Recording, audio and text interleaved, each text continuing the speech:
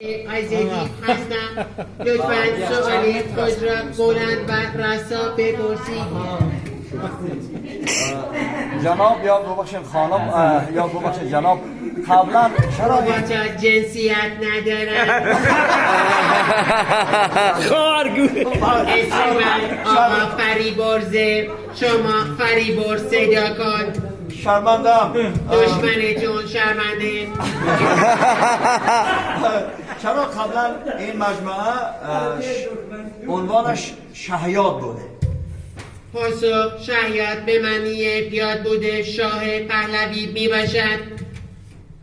قرصک بلندی بود چند متر است بلندی بود؟ ارتفاع برج ایزدی از سطح میدان حدود 45 متر می باشد. تشکر سربلند باشید. شنبه بیایید. سنسورهای ربات دوربین شما را شناسایی کرد. شما در حال فیلم یا عکس برداری می باشید. پاسخ سیب. تشکر. سپاس از همه دوستان. سلامت باشید. متشکرم.